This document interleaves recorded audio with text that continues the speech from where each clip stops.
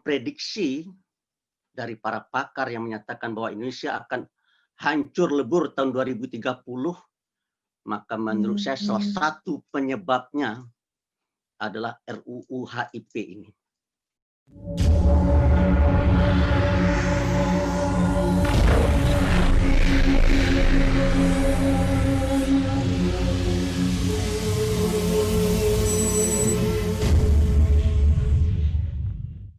Bapak yang Ibu yang dirahmati Allah Subhanahu wa taala, selanjutnya kita akan sama-sama berhalal bihalal.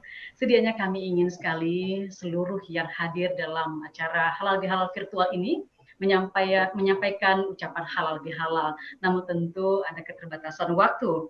Dan kita lihat bersama di kediaman Wakil Presiden Republik Indonesia, kami melihat ada Bapak Dr. Yusnar Yusuf, ada Kiai Haji Masduki Baidowi, ada Bapak Kiai Haji Zaitun Rasmin, ada Bapak Kiai Haji Lukmanul Hakim, ada juga Bapak Salahuddin Alayubi, dan tentu juga hadir Wakil Menteri Agama Republik Indonesia Bapak Kiai Haji Zainul Tauhid. Dan Bapak Ibu yang dirahmati Allah Subhanahu wa taala, selanjutnya kita akan mendengarkan sambutan ucapan halal bihalal disampaikan oleh Dewan Pimpinan Pusat Majelis Ulama Indonesia, yaitu Sekretaris Jenderal Majelis Ulama Indonesia, yang kami muliakan Al-Mukarram Bapak Dr. Kiai Haji Buya Anwar Abbas MA MAG. Kami silakan.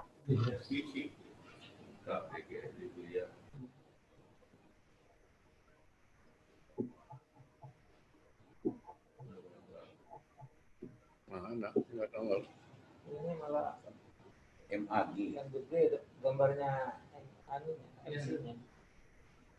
Yang setelah kita punya ini bisa Anwar Abbasnya mana? Ya, kami persilahkan kepada Sekjen Majelis Ulama Indonesia Pusat, Buya Dr. Kiai Haji Anwar Abbas MFMAG. Silakan.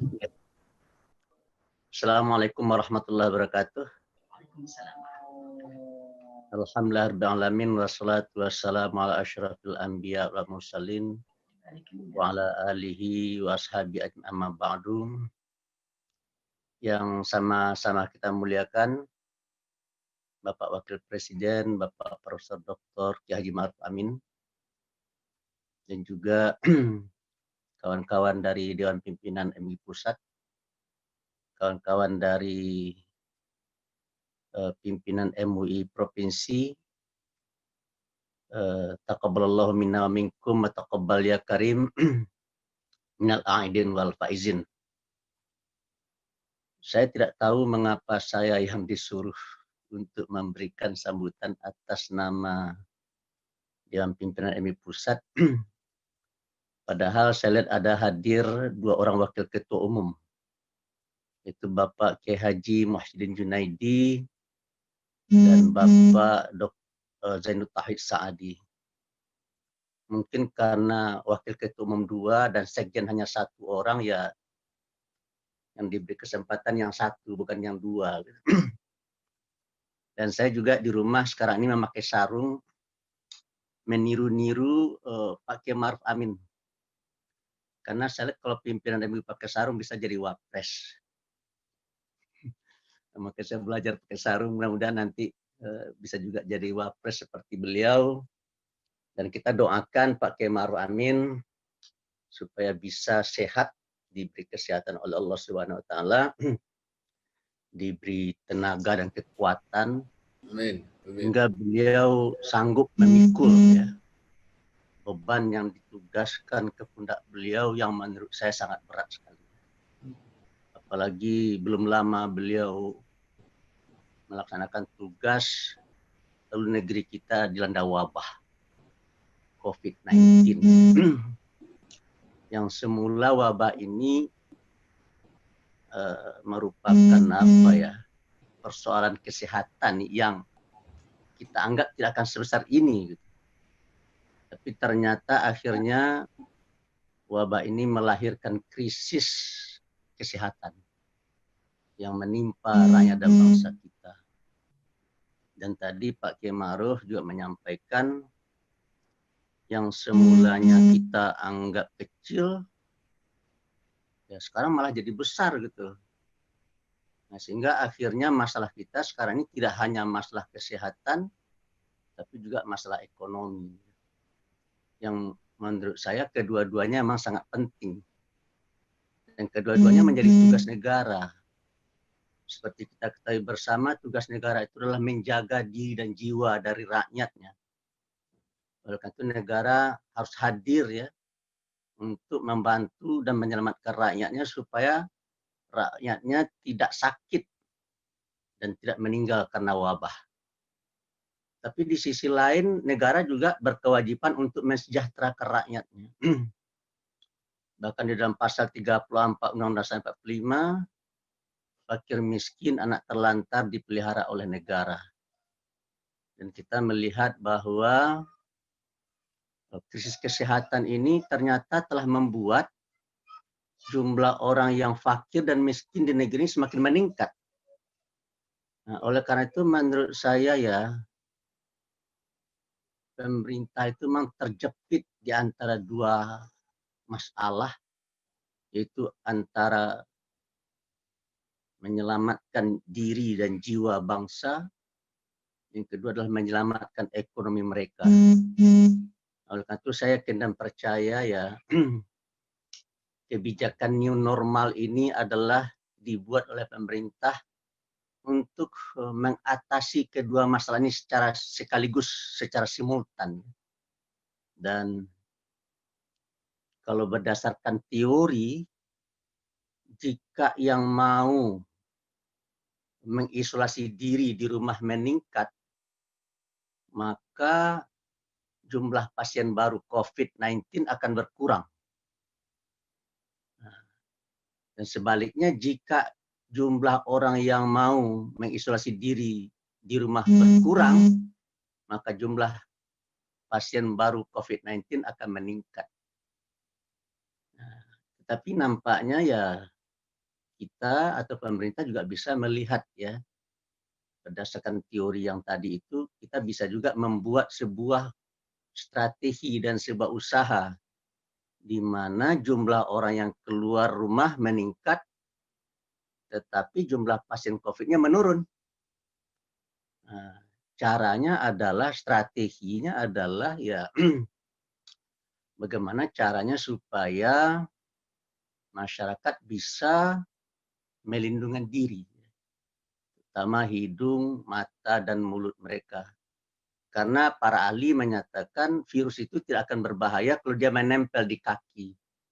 Virus itu tidak akan berbahaya kalau dia menempel di badan. Dia baru berbahaya kalau dia masuk ke mulut, masuk ke hidung, masuk ke mata. Nah, oleh karena itu seperti yang disampaikan oleh Pak Kiai Haji Ma'ruf Amin tadi, ya tugas kita kan adalah lihimayatil ummah, ya, dan juga lihimayatid daulah. Maka MUI bersama masyarakat, bersama bangsa Indonesia harus secara bersama-sama ya menghadapi masalah ini. Oleh karena itu di depan Pak Wapres saya ingin menyampaikan sebuah gagasan ya. Menurut saya kalau seandainya masyarakat sangat antusias keluar rumah, dan memang saya lihat sudah seperti itu, mereka bergembira, ada euforia keluar rumah, tapi kalau tidak diikuti dengan sikap menjunjung tinggi protokol medis, menurut saya ini bisa menjadi bencana dan malapetaka bagi bangsa ini.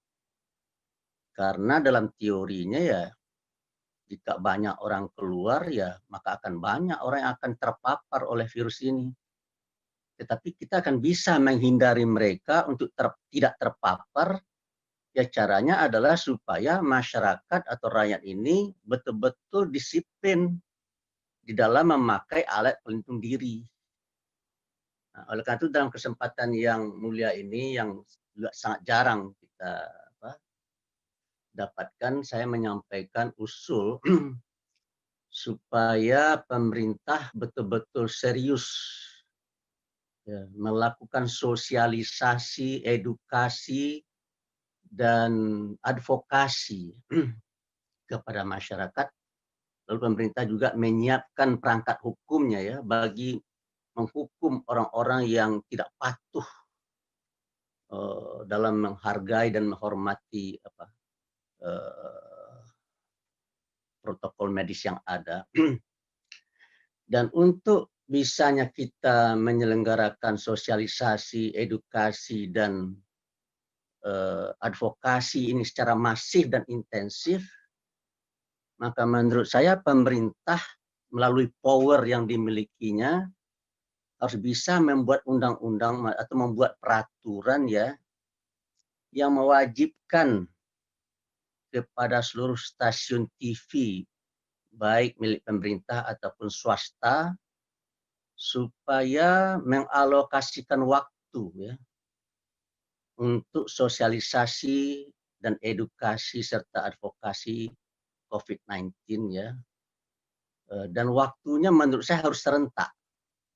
Tidak boleh stasiun TV ini menayangkan sosialisasi tapi stasiun lain bicara tentang yang lain dari itu. Menurut saya jangan seperti itu ya. Jadi seluruh stasiun TV diwajibkan di dalam jam yang sama di waktu prime time untuk menayangkan kegiatan sosialisasi, edukasi, dan advokasi tentang COVID-19. Kalau ini bisa kita lakukan, lalu kita iringi dengan penegakan hukum, maka rasa-rasanya apa yang disampaikan oleh Pak Kiai Ma'ruf tadi ya akan bisa kita selesaikan. Di mana jumlah orang yang terkena COVID-19 akan turun secara signifikan dan ekonomi masyarakat juga bisa menggeliat kembali sehingga kita bisa hidup normal ya, meskipun dengan new normal. Oleh karena itu saya yakin dan percaya jika new normal, konsep new normal ini betul-betul mendapat dukungan dari masyarakat luas, maka insya Allah negeri ini akan cepat keluar dari persoalan yang sedang kita hadapi ini. Dan pertemuan malam ini menurut saya ya adalah pertemuan yang sangat penting. Kita harapkan kita bisa bicara dari hati ke hati ya. Dan hari ini saya lihat kawan-kawan dari MUI provinsi sangat risau sekali ya tentang rancang undang-undang ideologi Pancasila, haluan ideologi Pancasila ya. Karena setelah kita baca RUU ini nampak oleh kita sangat sekularistik dan berbau ateistik. Dan saya ingat apa kata Pak Kiai Ma'ruf Amin ya, kita tidak anti terhadap konsep kekhalifahan. Kita tidak anti terhadap konsep kesultanan karena memang itu pernah ada di dalam sejarah Islam. Tapi karena kita bangsa ini sudah sepakat ya, dan kita sudah terikat dengan janji untuk membentuk NKRI yang berdasarkan falsafah Pancasila, ya maka kita harus konsekuen dengan itu. Dan sampai hari ini syukur alhamdulillah karena umat Islam konsekuen menjunjung tinggi kesepakatan tersebut, maka persatuan dan kesatuan di negeri ini masih bisa kita pertahankan. Tetapi saya terus terang saja khawatir kalau seandainya RUU HIP ini lolos dan muatannya adalah seperti yang hari ini, maka menurut saya yang saya takutkan adalah umat Islam berlepas diri dari kesepakatan yang sudah ada sebelumnya. Karena ada pihak-pihak yang mengingkari kesepakatan itu. Nah, oleh karena itu bagi saya, kalau ada memang prediksi dari para pakar yang menyatakan bahwa Indonesia akan hancur lebur tahun 2030, maka menurut saya salah satu penyebabnya adalah RUU HIP ini. Oleh karena itu bagi saya ya, tidak ada pilihan bagi kita umat Islam.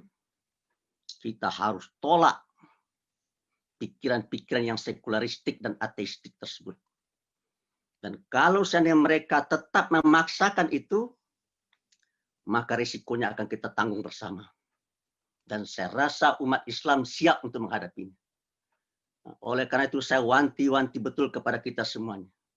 Dan saya sampaikan kepada Bapak Wapres, tolong pemerintah diingatkan dan tolong DPR diingatkan. Karena rakyat, terutama umat Islam sudah resah dan sudah gelisah. Dan bila keresahan dan kegelisahan mereka tidak bisa kita kendalikan, maka dia bisa menjadi bencana dan malapetaka bagi negeri ini. Itulah mungkin barangkali yang perlu saya sampaikan, pahit, tetapi menurut saya hal ini harus kita angkat dan harus kita bicarakan karena kita cinta negeri ini. Karena kita cinta terhadap persatuan dan kesatuan. Dan karena kita cinta terhadap Pancasila yang telah menjadi perekat bagi kehidupan berbangsa dan bernegara di negeri ini. Sehingga negeri kita bisa menjadi negeri yang maju. Saya demikian. Terima kasih. Wassalamualaikum warahmatullahi wabarakatuh.